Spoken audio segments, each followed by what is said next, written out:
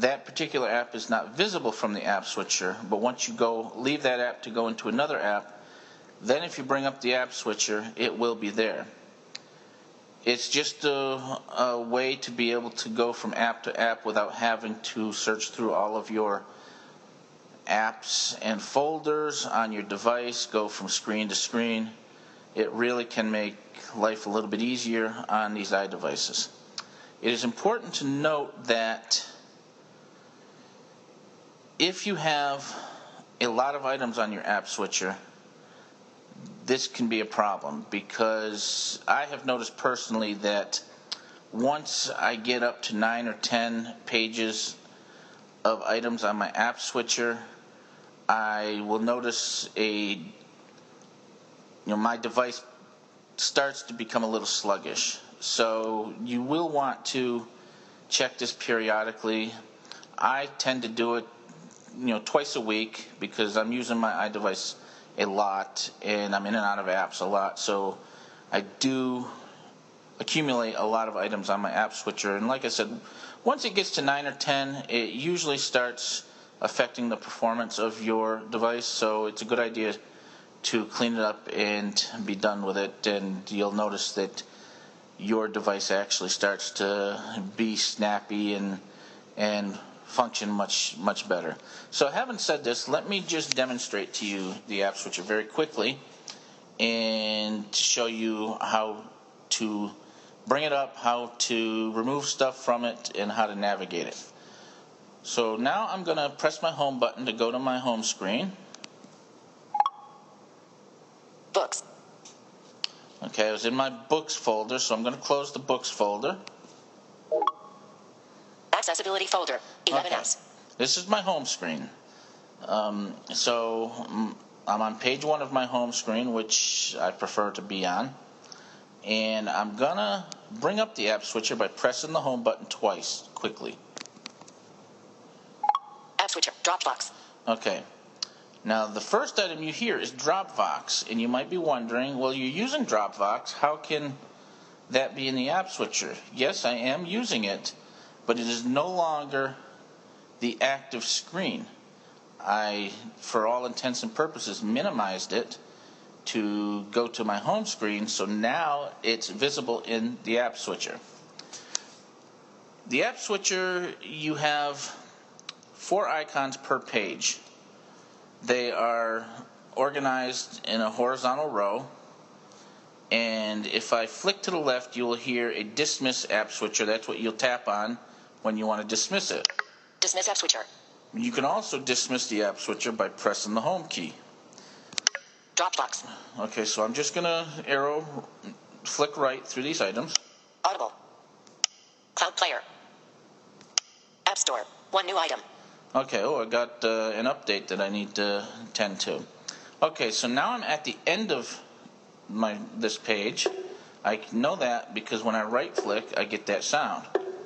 So I'm going to do a 3-finger swipe from the right of my screen to the left. Page 4 of 4. So you hear I'm on page 4 of 4. You will also notice that it did not tell me what item I'm on.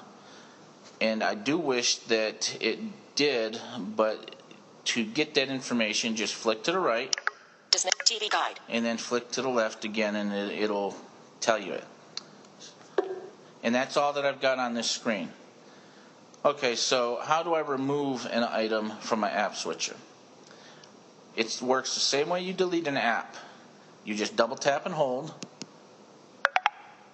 Editing apps.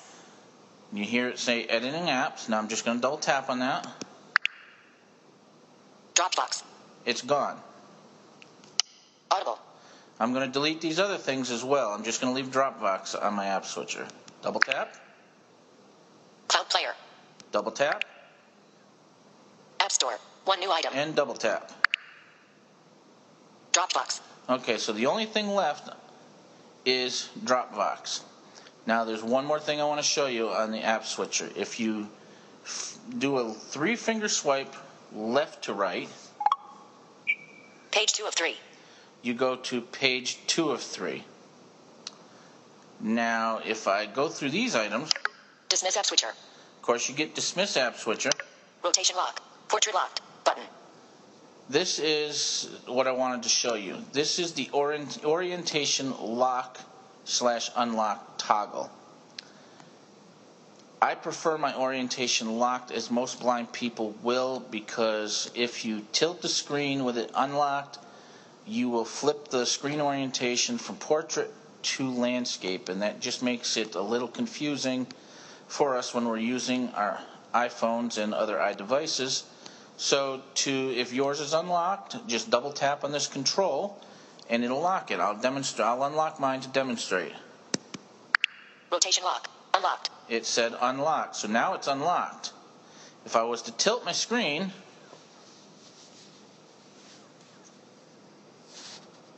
it's not doing anything. That's because I'm still in the app switcher. Let me get out of the app switcher. Previous track, button. Which I'm trying to do. Accessibility folder. Now I'm out of the app switcher. If I tilt my screen, it should flip the screen orientation, but it's not for some reason. So I guess that demonstration didn't go too well, did it? App switcher, DropBox. Go back into the app switcher, go back to that page. Page 2 of 3, previous track, rotation lock, unlocked, button. Rotation lock, portrait locked. That's very interesting. I'll have to research that one and get back to you on that one. Previous track, button. Then if you do a right flick, you have some iTunes related controls. Like you can go back to a previous track. Pause, button. There's a pause button. Next track, button. Next track button. DropBox. DropVox. Next track, button. Pause, button.